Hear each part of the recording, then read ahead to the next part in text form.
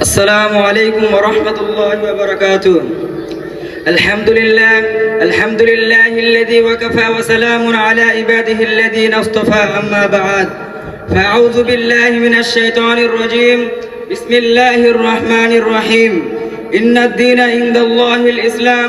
صدق الله العظيم.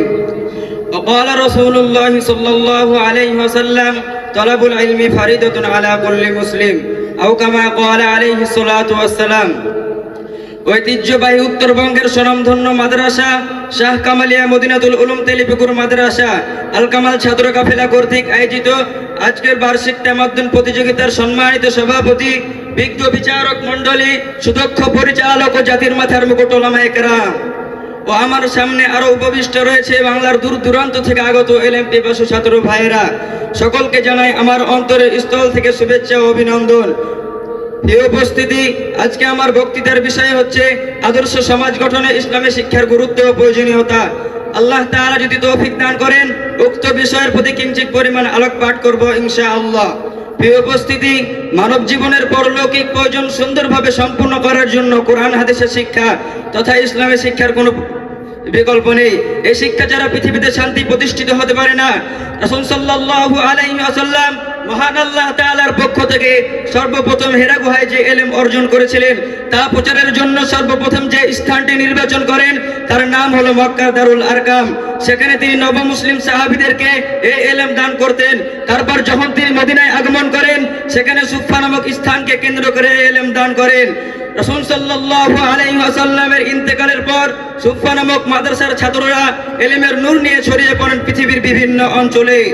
ফলে পরবর্তীতে হক্কানি ওলামায়ে কেরামদের মাধ্যমে আমাদের এ পর্যন্ত এসে পৌঁছেছে। প্রিয় উপস্থিতি, মহান আল্লাহ তাআলা পবিত্র কোরআনে ইরশাদ করেছেন, ইন্নাদ দীনা ইনদাল্লাহিল ইসলাম। আল্লাহ তাআলার মনোনীত ধর্ম হচ্ছে একমাত্র ইসলাম, আর ইসলাম ধর্মের যাবতীয় বিষয়বস্তু কওমি মাদ্রাসায় শিক্ষা দেওয়া হয়।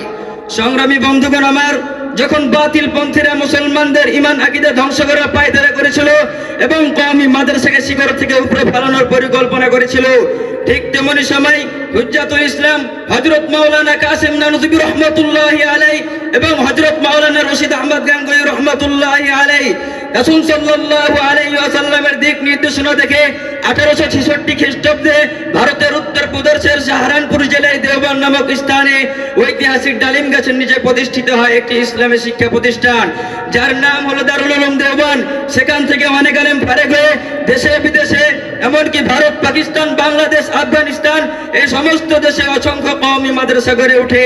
এ সকল প্রতিষ্ঠান থেকে যুগে যুগে সোনার ছেলে তৈরি হয়ে থাকে, যা বলার অপেক্ষা রাখে না।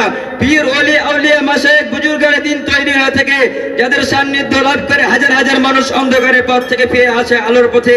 প্রিয় উপস্থিতি, বর্তমান সমাজে কিছু নামধারী মুসলমান রয়েছে যারা বলে কওমি মাদ্রাসায় নাকি কোনো শিক্ষা দেওয়া হয় না, আর তাদের আধুনিক প্রতিষ্ঠানে নাকি উত্তম শিক্ষা দেওয়া হয়।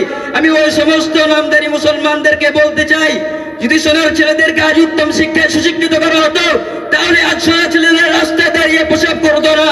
যদি সোনার ছেলেদেরকে উত্তম শিক্ষায় সুশিক্ষিত করা হতো তাহলে আজ সোনার ছেলেরা অন্যায়, অবিচার, জুলুম, নির্যাতন, পাপাচার, জেলা বিচারের মধ্যে লিপ্ত থাকতো না। কথা বলেন ঠিক কিনা? প্রিয় উপস্থিতি, আলেম সমাজ দারুল উলুম দেওবন্দ থেকে নিয়ে এই পর্যন্ত কওমি মাদ্রাসা ধরে রেখেছেন এবং কিয়ামত পর্যন্ত ধরে রাখবেন। পরিশেষে বাতিলের কলিজা কাঁপার অহংকারে আমার বক্তৃতার ইতি টানছি। হে বাতিল পন্থীরা, তোমরা হয়ো না হুঁশিয়ার। এটা বাংলার প্রতিষ্ঠানের হুঙ্কার নয়, এটা কওমি মাদ্রাসার তরুণ হিংসদের হুঙ্কার। শুনবে একবার, মনে পড়বে বারবার। নাসরুম মিনাল্লাহি ওয়া ফাতহুন করিব ওয়া বাশশিরিল মুমিনিন।